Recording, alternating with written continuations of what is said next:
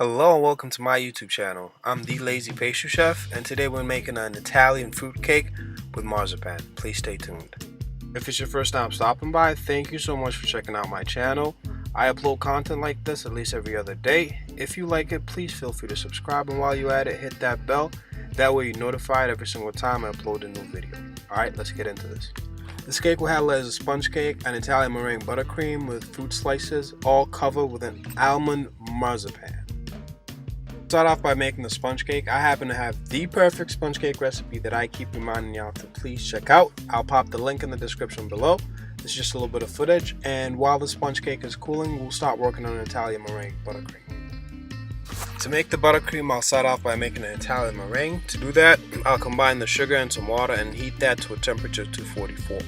Once that's done, I'll whip up some egg whites that have been sitting at room temperature. That is very key, especially for this recipe, because you're going to be doing a lot of whipping. And the egg whites being at room temperature is very key to kind of speed up the process. Alright, once the egg whites are whipped to soft peaks, I slowly pour down the hot syrup that has been cooling from 244 that we heated up earlier. Whipping the meringue until it gets to room temperature. Once that's done, remove the whisk attachment and then put on the paddle attachment. I have a video where I go a lot more into detail on how to make an Italian meringue. I'll pop the link in the description below in case it feels like I'm leaving you behind. We're going to add our butter, which should have been sitting at room temperature. It should be nice and soft by now. You want to add a tablespoon at a time. You want to make sure it's completely dissolved before you add the next tablespoon. This will prevent the meringue from breaking. Once you're done adding all the butter, remove the paddle attachment and then reattach the whisk attachment and violently whip the meringue. As it's whipping, it will turn a little frothy, then eventually it will start to break. But do not panic, just let it continue whipping, and eventually you will have the perfect Italian meringue buttercream. For this cake, you can use any kind of fruit you want. Basically, the whole idea behind it is to use any kind of leftover fruit, that way it does not go bad. So I happen to have some peaches, blackberries, and strawberries, which I'm going to use for this cake.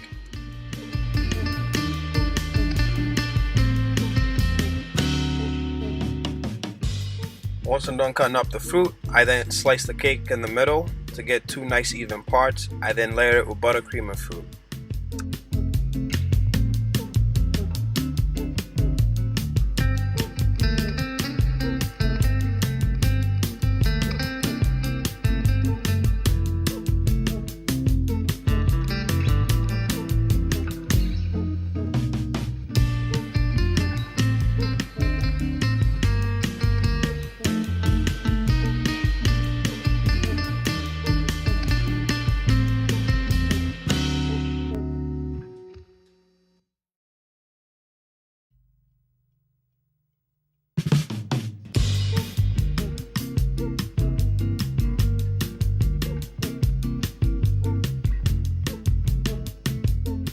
Once that's done, I put the top layer on and then I do a light crumb coating with some more buttercream.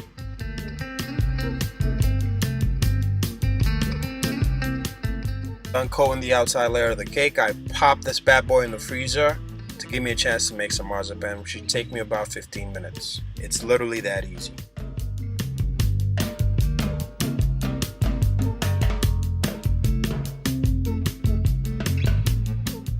To make the marzipan, we'll combine almond flour and powdered sugar, and we'll whip this using a paddle attachment until it is fully combined together. Once that's done, we'll heat up some water and then we'll add some glucose to the water. Then we'll slowly add the glucose solution to the almond flour and powdered sugar, excuse me.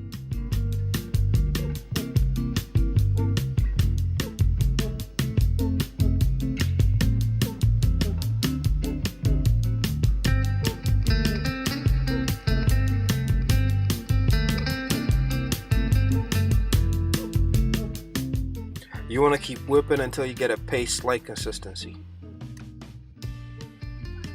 Once you form an almond paste, you want to add the food coloring of your choice. I decided to go with orange because I'm going to decorate it with a whole bunch of fruit, and I figure orange will, oh my goodness, I can't talk for shit. And I figure orange will reflect nicely on the fruit that I'm trying to use.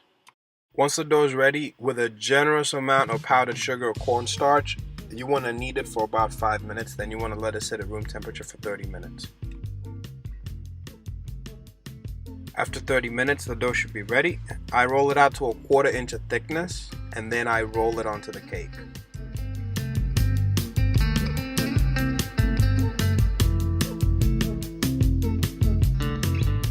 You basically want to cover this cake like you would cover a fondant cake. I will upload a video on how to cover a cake with fondant when I show you guys my fondant recipe, so please stay tuned for that. Yes, I got it all. I got it all for y'all. Alright.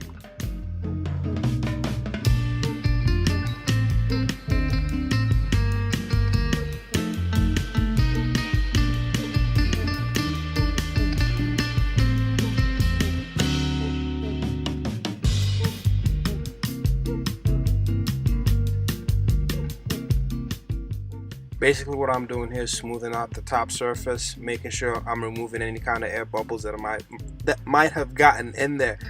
Excuse me, I'm sorry, I'm tired. I've been working a 10-hour shift and I just got home and I had to edit this video because I have to upload it for you guys. Sorry if I'm kind of slurring my words, guys. Alrighty, once that's done, using a pizza cutter, I gently slice off the excess marzipan. And you can store this in the refrigerator and use it for up to 6 months. It should be just nice and good. And brush off the excess powdered sugar, and then I glaze the top surface of this cake using a nappage. I promise I'll upload a video on how to make a nappage as soon as I hit 100 subs. I'm sorry, I got this whole rollout planned and I cannot ruin it for y'all, so please just bear with me. As soon as I hit that, it's gonna be a super awesome video. And cut up some fruit, which I put around the cake to make a boundary, and I put a little bit of fruit on top just to give it a, nice little extra oomph.